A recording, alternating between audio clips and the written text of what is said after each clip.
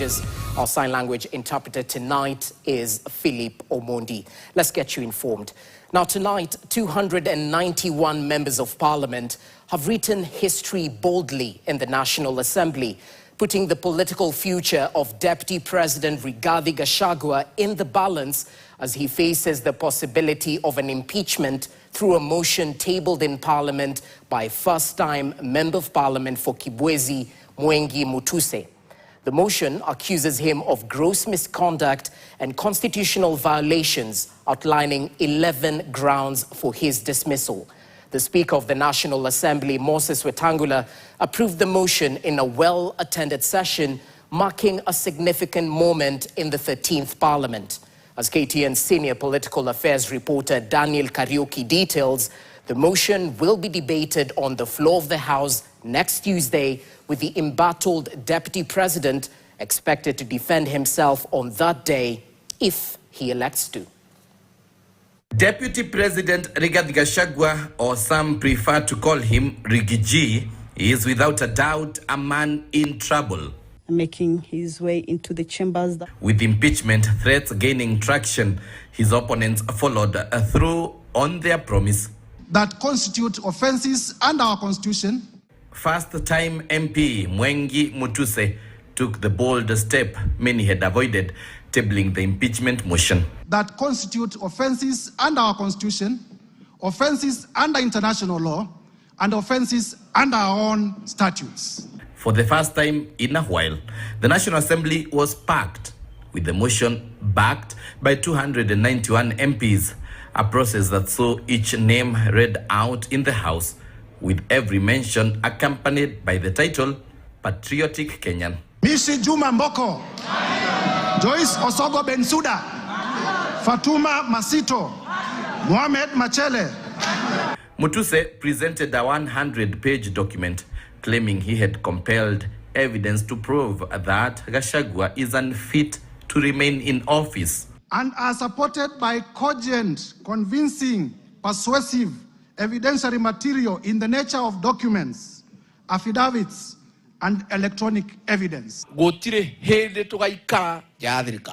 the grounds for impeachment are accusations of funding ethnic divisions, undermining the presidency, violating his oath of office, and contradicting the National Cohesion and Integration Act. Other claims include allegations of acquiring 5.2 billion shillings through corruption means, inciting the public, gross misconduct, and bullying. The Speaker confirmed that the motion met the required threshold. If Kenyans cannot get services because of Deputy President Rigathi Gachagua, we'll be pleading, pluck him out from government. Special motion by the Honorable Ekomas Mwengi Mutuse MP meets the requirements of Articles 145(1) and 151(b) of the Constitution and Standing Order 64. Concerns were raised over the security of MPs supporting the motion. Mr. Speaker, we have just passed the new Inspector General of Police the other day here. As the Inspector General of the country, Mr. Speaker, to guarantee the safety and the security of the 291 members of the... We must also protect the system. The IG must protect our president to the hilt. We are not dealing with an ordinary man. We are dealing with a black man with a very black heart. Meanwhile, a section of MPs who support Gachagua have warned of dire consequences should he be impeached.